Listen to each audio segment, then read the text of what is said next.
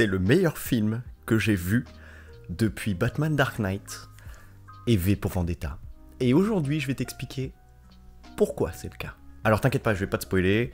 La première partie sera sans spoil et après je mettrai une petite indication pour dire quand est-ce qu'on passe dans les gros spoilers.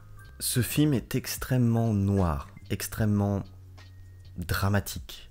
Tout ce qui est origin story super-héros, style Iron Man, Spider-Man, genre le principe du mec qui va avoir des responsabilités au fur et à mesure ou qui prend conscience de son pouvoir et qui se voit investi d'une mission, tu l'oublies.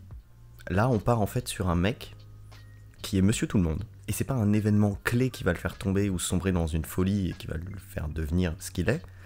C'est plus un mec profondément gentil, profondément empathique, qui peu importe à quel point il va s'en prendre plein la gueule, il va se faire tabasser, il va se faire totalement mâcher, recracher, puis même vomir par la société. En gros, le gars essaie juste de survivre. Il essaie juste d'avoir sa vie et il essaie de lier les deux bouts. Il s'occupe de sa mère qui a besoin d'assistance. Et en fait, c'est une espèce de série d'événements et d'abandons qui vont l'amener à devenir ce qu'il est. On part d'une personne qui est totalement malheureuse, qui affiche un sourire parce qu'il faut que tout aille bien, parce qu'il a énormément de pression sur les épaules, parce qu'il a énormément de responsabilités, et il s'en bat les couilles de l'argent, il s'en bat les couilles de toutes les choses de la vie qu'on pourrait apprécier de manière générale. Lui, son but, c'est juste de s'en sortir, de sortir de la situation de merde dans laquelle il vit, de son appart pourri, de son job qui est nul à chier. Et petit à petit, tous les éléments qui lui permettent de tenir le coup vont disparaître au fur et à mesure. Et en fait, on part vraiment d'un personnage qui pourrait être Monsieur Tout-le-Monde, qui a juste du coup un handicap neuroatypique. Et en fait, juste d'avoir ce petit élément d'information fait que toutes les scènes où t'aurais pu penser qu'il s'en bat les couilles, il rigole, il est décalé des situations, en fait, c'est son handicap qui prend le dessus sur ça et qui, du coup, lui donne une vie qui est absolument horrible. Toute l'ambiance du film est très très malaisante, très oppressante ou cringe, c'est très très dur, mais d'un autre côté, en fait, ce qui est génial, c'est que il va passer son temps à faire des blagues. Et c'est des blagues, c'est de l'humour noir, c'est de l'humour vraiment extrêmement noir. Et c'est un humour qui nécessite des références. Et en gros, quand t'as les références, quand tu suis ces morceaux de vie et que tu comprends pourquoi est-ce qu'il fait ces blagues, en soi, les blagues, elles sont profondément drôles. Et je crois que j'ai jamais autant ri d'un humour noir sur un film, tu vois. Mais toutes ces situations sont amenées de manière à ce que ce soit ultra malaisant pour toi, parce que tu vas être du point de vue de toutes les personnes qui l'entourent. C'est-à-dire que tu vas comprendre pourquoi ces relations sociales sont hyper malaisante et pourquoi est-ce que tout le monde le regarde de manière dérangeante et gênée en sa présence, parce qu'en fait ils ont pas les éléments pour comprendre sa blague. C'est presque un petit peu comme un faux quatrième mur, dans le sens où il fait une blague qui lui le fait rire parce que il sait à quel point sa situation et le monde dans lequel il vit est fou et absurde, et du coup de son point de vue c'est drôle, c'est profondément drôle, mais du point de vue des gens qui sont autour de lui, les gens vont être là en mode c'est bizarre ou c'est pas normal, ou ils vont pas comprendre en fait. Et en fait tout le film c'est ça, tout le film c'est un drame social qui te montre comment un mec qui est totalement abandonné par la société, qui est totalement abandonné par toutes les personnes autour de lui, peu importe à quel point il essaie d'envoyer des signaux, il essaie d'appeler à l'aide à sa manière, mais que personne ne le voit ou que personne ne veut vraiment le voir et que les gens ferment les yeux sur ça.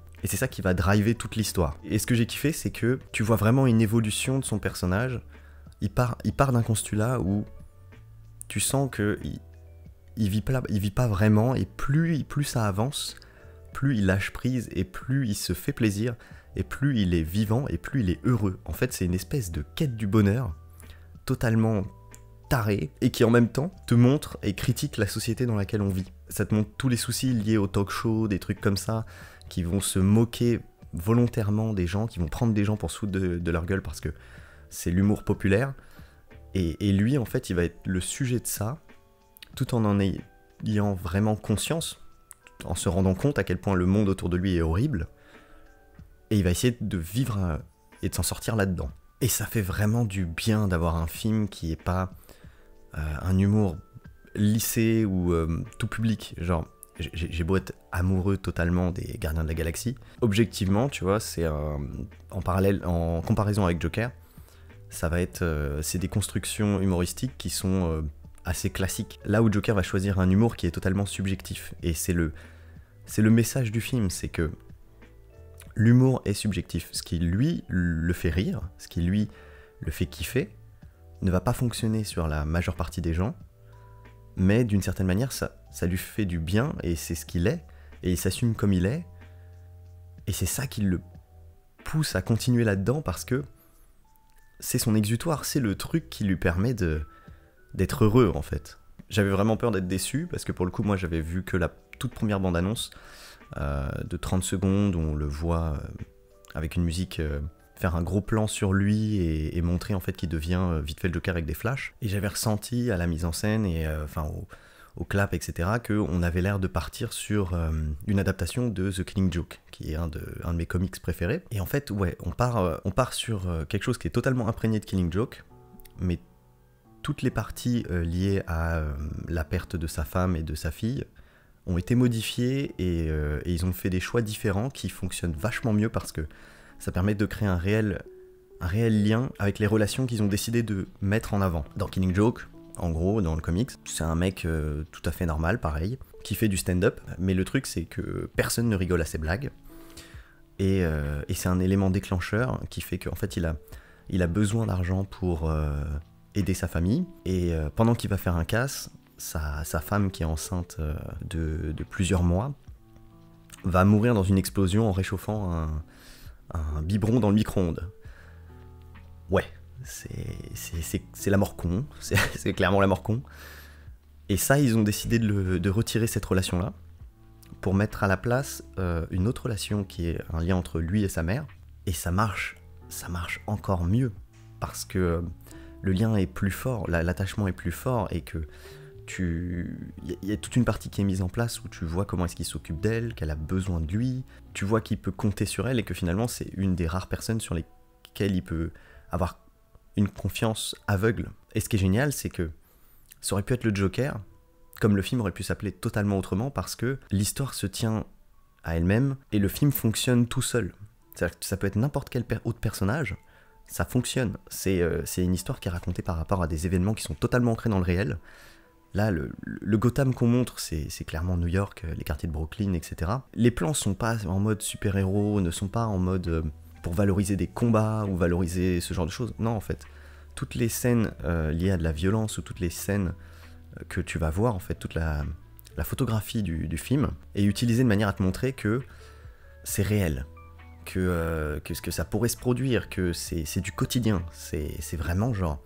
la vie de tous les jours, tu suis le quotidien d'une personne totalement random, qui n'a rien demandé à personne, et qui va se retrouver finalement à une place qu'il n'a pas choisie, qu'il n'a pas voulu. C'est pas un déclic, et il veut pas monter un mouvement social de revendication pour se battre contre le système. Non, il subit totalement le système, et les gens s'identifient à lui. Et c'est ça qui est la force du film, selon moi, parce que quand les événements clés et violents arrivent, t'es pas là à te dire « Waouh, il a été trop loin », tu vois. Non, c'est justifié. T'as de l'empathie pour lui, en fait. Tu te dis « C'est normal, il se fait justice. C'est qu'un juste retour des choses. Il essaie juste de récupérer ce que tout le monde a, c'est-à-dire une situation stable et une situation saine. Et les choix qu'il fait ne vont clairement pas dans ce sens, mais de son point de vue à lui, c'est une série d'erreurs ou de malchance qui fait que il se retrouve dans cette situation-là. Et là, ça va être très compliqué pour moi de t'en dire plus sans spoiler, donc on passe dans la partie spoiler. On va reprendre les scènes dans l'ordre, suivant comment ma mémoire fonctionne à peu près. Mais en gros, le film ouvre sur le Joker qui a une pancarte, et en fait, il fait de la publicité, il la fait virevolter en mode pour pousser les gens à rentrer dans la petite boutique où il travaille. Et donc il est en clown classique, et là t'as des gamins qui arrivent, qui lui volent sa pancarte sans aucune raison, parce que c'est Gotham et que c'est des petits merdeux. Et du coup, vu que c'est le taf auquel il tient, et qu'il en a besoin en fait pour vivre, hein, il va se mettre à leur courir après pour aller récupérer la pancarte. Il récupère la pancarte, c'était un piège, il se fait tabasser, mais alors, il se fait latter la gueule, littéralement. Et les gamins détruisent la pancarte et ils se barrent et ils se retrouvent seuls au milieu de la rue. Les passants sont à côté, mais personne n'en a rien à foutre, il est totalement abandonné en fait, sur le trottoir dégueulasse des rues sombres de Gotham. Et c'est comme ça que le film commence. Genre, d'entrée de jeu, en fait, ça pose une ambiance, ça dit un truc qui est là en mode, ok, là, on n'est pas là pour rire. Là, ce que tu vas voir, c'est quelque chose de noir, c'est quelque chose de triste, c'est quelque chose de profondément injuste, et c'est que le début. Et à partir de là, en fait, il va essayer de justifier le fait qu'il a perdu la pancarte, son employeur va pas le croire, il va donc perdre le seul travail qui lui était nécessaire pour s'occuper de sa mère qui est mourante, qui a besoin d'assistance, à tel point que il l'aide à se laver, il l'aide à se déplacer, et elle a toujours dans ses yeux une lueur d'espoir qui dit que la situation va s'améliorer, que tout ce qui compte, c'est qu'il affiche que tout aille bien, parce qu'il faut que tout aille bien, il n'a pas le choix, ils n'ont pas le choix. Et elle attend désespérément en fait une aide extérieure d'une personne qu'elle aime, qui est donc Thomas Wayne, le papa de Bruce, et qui lui du coup symbolise la bourgeoisie de Gotham, la bourgeoisie aisée, les gens qui sont donc dans un autre système. En fait, ça permet de créer une frontière entre les quartiers pauvres et lui qui incarne une certaine aisance et bienséance sur laquelle il se repose tranquillement. Et ce personnage-là va nous être montré comme quelqu'un de totalement antipathique, qui ne va pas se mettre à la place des autres comme le ferait le Joker. Le Joker a une profonde sympathie en fait, c'est-à-dire que même au moment où il va se faire péter la gueule, il va avoir assez d'empathie pour se dire c'est des gamins, c'est pas grave, j'aurais dû laisser courir le truc, alors qu'à l'inverse, Thomas Wayne va nous être montré comme étant le pire des salauds, qui en a rien à foutre des autres, qui vit dans son monde, qui vit dans sa petite sécurité, dans son petit... et qui a pas besoin de se mettre à la place des autres, et du coup, qui prétend vouloir aider la ville, en les insultant d'une certaine manière, ce à quoi les citoyens de Gotham vont être réceptifs à ça, et vont se dire « Ouais, tu nous traites de clowns ?» Bah, on est des clowns en fait. Tu nous critiques, mais t'es pas capable de te mettre à notre place. Tu sais pas ce qu'on vit, tu sais pas ce qu'on traverse, tu sais pas d'où on vient, tu sais pas c'est quoi notre quotidien, et toi, en fait, tu te permets de critiquer alors que t'es dans une situation où t'es plus que bien en fait. Et donc là, on est sur la première partie, donc il va perdre son travail. Après ça, on va le voir, on comprend qu'il suit une thérapie, il va voir une psy en fait qui est une psy de service public et qui a l'air de l'aider un petit peu quand même, parce qu'elle lui prescrit des médicaments dont il a besoin. Et ce service va être coupé parce qu'il revient trop cher au budget de Gotham. Et donc là aussi, on part sur le deuxième abandon en fait d'une des aides que le Joker a besoin. Suite à ça, ça continue. Il va rencontrer l'amour, et on voit clairement le parallèle en fait entre les moments où il survit comme un zombie, il subit sa vie, et les moments où il va être réellement heureux, les moments où il va se lâcher, c'est les moments où il va faire de l'humour noir, c'est les moments où il va tomber amoureux, et le truc c'est que ça aussi, il va le perdre, en fait il va se rendre compte qu'il va le perdre, parce qu'en fait le Joker c'est un rêveur. C'est un rêveur qui a tellement besoin juste de reconnaissance ou d'amour ou de bienveillance que quand il va regarder par exemple un talk show, il va s'imaginer être dans le public, il va s'imaginer...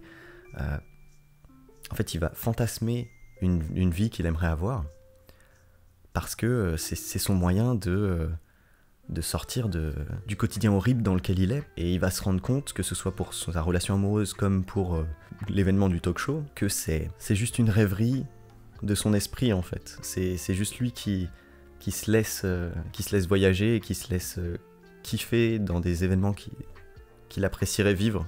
Et ça aussi, il va le perdre.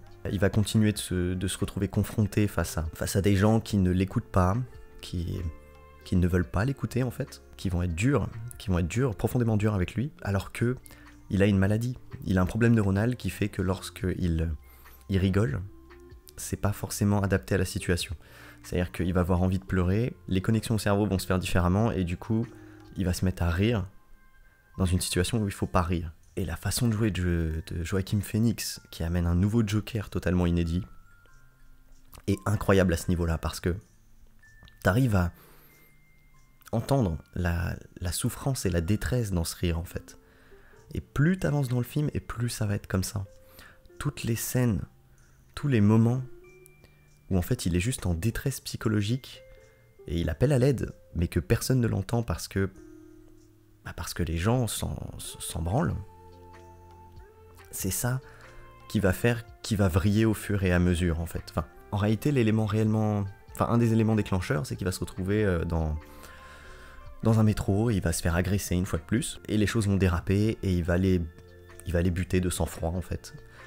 Et enfin, pour le coup, les premiers meurtres, ils sont pas vraiment de sang-froid, c'est plus un événement raté en fait. Il prend peur et les choses vont très vite, et ça se passe pas comme... Enfin, c'est pas ce qu'il voulait faire, mais il va se retrouver dans une situation où il est bloqué, il a plus le choix.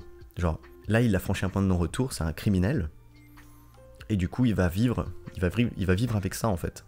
Et c'est après en fait, en apprenant que sa mère avait une relation avec Thomas Wayne, et que du coup il est le frère de Batman, il va penser être le frère de Batman, parce qu'en réalité il a été adopté, qu'il va se monter un film, encore une fois, il va se dire, voilà, j'ai une chance de raccrocher un lien émotionnel, j'ai une chance de trouver quelqu'un qui va pouvoir m'aider, avec qui je peux parler, avec qui je peux en parler, et il va se faire encore une fois de plus jeter parce que la personne va juste le prendre pour un malade mental qui vient faire des tours de magie à son fils dans une zone privée où, en fait, il choisit mal son contexte parce qu'il n'a pas les codes sociaux pour comprendre quand est-ce qu'il peut parler avec les gens ou pas. C'est pour ça qu'il se retrouve à dialoguer avec Thomas Wayne dans des toilettes d'un théâtre.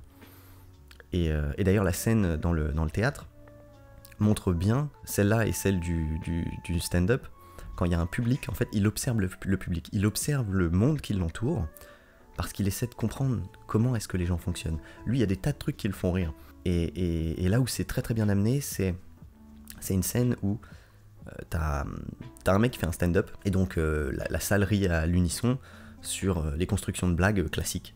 Et lui, il rit toujours en décalé. Ou alors il se cale sur les autres. Quand il voit que les autres rigolent, il se met à rire aussi, parce que il n'a pas les éléments sociaux pour comprendre naturellement qu'est-ce qui est communément drôle, qu'est-ce qui est accepté par la société. Et donc en fait, il va analyser, il va essayer de comprendre, il va essayer de construire ses blagues, parce qu'il veut il veut faire du stand-up aussi, il veut devenir comédien. Et malheureusement, ça fonctionne pas. Ça fonctionne pas pour lui parce que il est pas dans la norme, il est pas dans le politiquement correct, il est décalé, il est avec... il a une vision de l'humour qui lui est propre. Et suite à tous ces événements, il va se retrouver confronté à la perte de sa mère, qui va du coup être une des fractures les plus puissantes émotionnellement et mentalement. Et du coup, il va enquêter sur son passé. Donc il va récupérer des dossiers qui lui prouvent qu'elle lui a menti, il n'est pas le fils de Thomas, qu'elle aussi elle avait des problèmes psychologiques, et elle est internée à Arkham. Et il va récupérer ce dossier, et il va se rendre compte que toute sa vie était un mensonge. Pas une seule seconde de sa vie, il n'a été heureux. Et entre-temps, il y a un truc qui se passe qui est très intéressant, c'est en fait, il avait fait son stand-up, et les gens ont filmé, et l'ont partagé en mode sur la TV, un peu comme on pourrait le faire avec les réseaux sociaux quand on prend une situation drôle, quand on se fout de la gueule de quelqu'un et qu'on le met en ligne. Là, en fait, les gens, ils font ça, mais à un niveau télévisuel, et donc ils vont tous se moquer de lui par rapport à son stand-up qui était foireux, parce que son handicap fait que son stress, le fait que ce soit la première fois qu'il fasse du stand-up et tout, du coup ça a pas bien marché, et le producteur de l'émission lui propose donc de venir, après s'être bien foutu de sa gueule, hein, évidemment, sans qu'il soit là, lui propose de venir pour faire son numéro. En gros, il lui tend un piège pour se foutre de sa gueule une fois de plus, mais en lui faisant miroiter que voilà, il lui offre une opportunité exceptionnelle, il va pouvoir réaliser son numéro, c'est son moment, il peut y aller. Et en gros, entre-temps, juste avant que ça se passe et qu'il fasse, du coup, il accepte, hein, mais juste avant qu'il fasse son spectacle sur le plateau télé, il va buter en fait le mec qui lui a fait perdre son taf et qui on va dire, qui a été le déclencheur du début de son mal-être. Et là, pour le coup, cette fois-ci, c'est pas un malheureux événement, il va le faire de sang-froid, il va le faire par vengeance, il va le faire par... C'est la colère qui va s'exprimer parce que c'est injuste. Parce que c'est injuste que ce connard lui ait fait perdre son taf, et au final, le mec n'a que ce qu'il mérite. il se fait justice comme Batman se ferait justice, ni plus ni moins. Et la scène, et c'est là où c'est très intelligent, c'est que tout le reste du film est quand même assez calme, assez froid, assez terne. Et là, en fait, d'un coup, on va être amené dans une scène avec un excès de violence. Littéralement, il va prendre un ciseau et il va genre transpercer l'œil et le crâne du mec à plusieurs reprises. Et ça va être très rapide, très fort, très violent. Et ça témoigne parfaitement, en fait, de la colère qui est intériorisée dans le Joker, en fait. Et à l'inverse, là où c'est tout aussi intelligent, c'est que s'il était vraiment juste tombé dans la folie, s'il voulait pas juste se faire justice, vu qu'en fait ils étaient deux quand ils sont venus dans la salle, il aurait pu se lâcher sur la deuxième personne et le tuer de sang-froid, comme il le fait, on va dire, dans les autres Batman, dans les autres films, quand il tue des gens comme ça pour la blague, pour le plaisir. Non, là en fait, il va choisir de laisser partir la personne. Et ça c'est intelligent, pourquoi ? Parce que ça montre bien que c'est pas juste il est devenu fou et voilà, non, en fait ses choix sont toujours logiques. Lui il a choisi de le buter parce que il a contribué à lui créer une vie de merde, alors que l'autre, il a été là pour lui, il l'a soutenu, il a été gentil. Il lui a tendu la main, il a essayé de faire en sorte d'améliorer sa condition.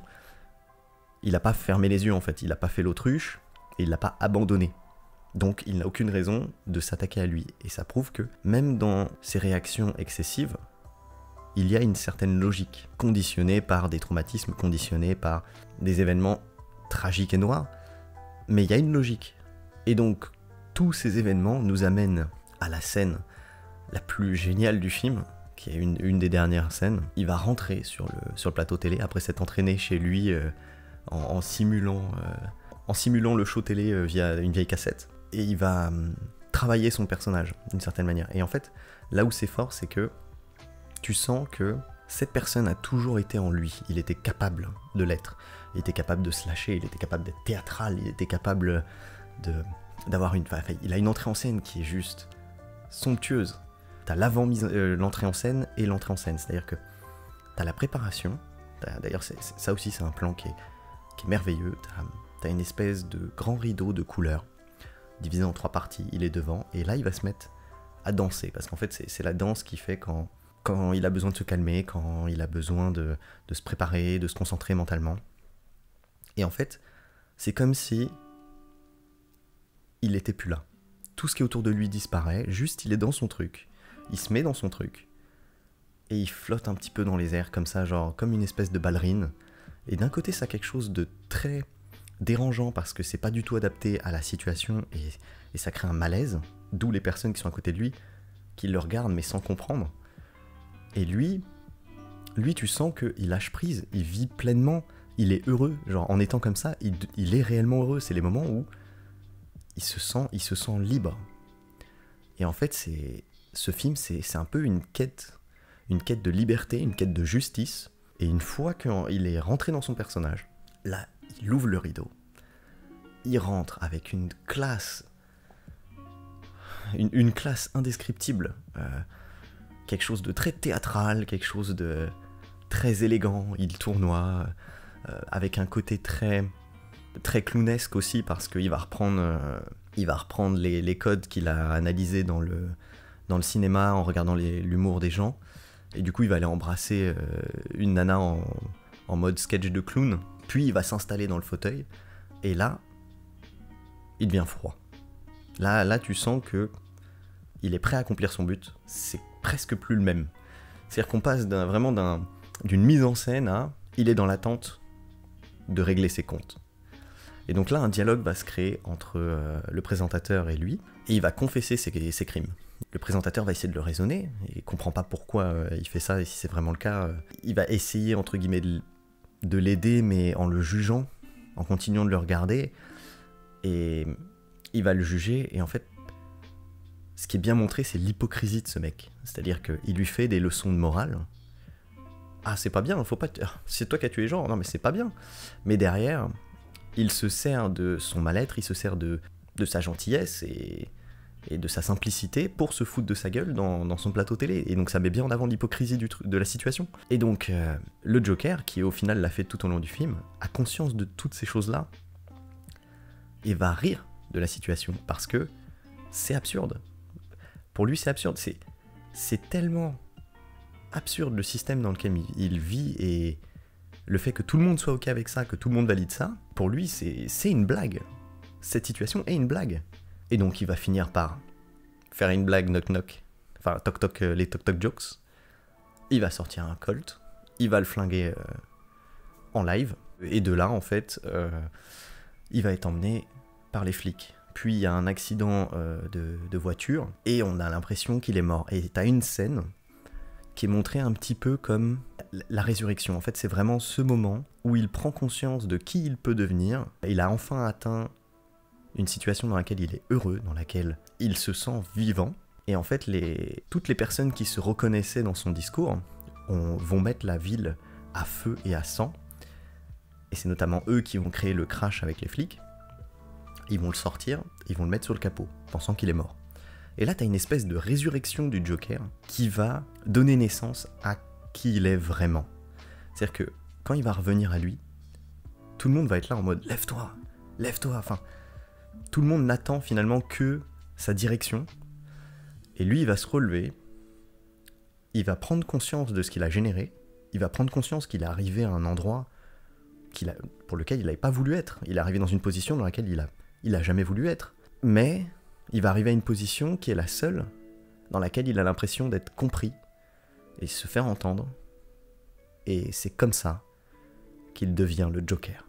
Et moi, j'en attendais pas autant de ce film, tu vois. C'est-à-dire que j'espérais une bonne adaptation, j'y croyais plus trop parce que y a eu beaucoup de décès très mauvais parce qu'ils ont essayé de se calquer sur les Marvel, et que c'est deux méthodologies totalement différentes, et que je pense pas que ce soit une bonne idée que d'essayer de singer ou de reprendre les codes de montage, etc. parce que ça convient pas, vu que les histoires sont très différentes et très noires, beaucoup plus noires sur DC. Et là, en fait, je trouve qu'on a enfin un film qui est logique. On a enfin un film, de la même manière que V pour Vendetta, de la même manière que Batman Dark Knight, c'est des films qui se tiennent à part entière, ce sont des films qui racontent la noirceur, qui ancrent en fait les super-héros dans le réel. C'est presque pas fictif. J'ai un ami qui a fait une remarque hyper intelligente, et je suis totalement d'accord avec lui là-dessus, c'est qu'en fait, on en arrive à un biopic d'une fiction, d'un personnage fictif. On en arrive à Vraiment, c'est un biopic d'un personnage fictif, la manière dont c'est filmé, la manière dont c'est montré, c'est juste incroyable. C'est le meilleur film que j'ai vu de DC depuis bien longtemps, et j'aurais tellement aimé qu'ils appliquent cette méthodologie-là à tous les autres DC qu'ils ont fait jusqu'à présent. On aurait des pépites, parce que si tu veux, la ressource, l'écriture, la ressource créatrice, elle est là, enfin, elle est présente, le lore est présent, c'est-à-dire que toutes ces histoires, il y a plein d'histoires à raconter comme ça, mais à chaque fois, ils ont jamais pris le parti de le raconter pleinement, d'assumer pleinement quelque chose de différent, et qui soit pas en mode Spider-Man classique, super-héros très gentil, pouvoir, responsabilité, ce genre de choses, et finalement glorification du héros au cœur pur, ce genre de choses en fait. Non, là ils cassent vraiment les codes, ils essaient de montrer en fait la dure réalité de la vie, et que tout est une question de point de vue, et que c'est pas seulement vu du prisme du héros, mais là bien de la personne qui va être recrachée par le système, de la personne qui va être abandonnée en fait. Pourquoi est-ce qu'elle devient ce qu'elle devient ? T'as compris, hein, clairement j'ai passé un bon moment en regardant le film. Et ce que j'ai trouvé intéressant aussi d'ailleurs, c'est j'ai vu un petit peu les réactions des gens, tu vois. La plupart étaient très angoissés, très malaisés durant tout le film. Tu sentais vraiment le mal-être général. Et oui, les gens rigolaient, mais sur les parties les plus, on va dire, soft ou mécaniquement amenées pour que ce soit drôle.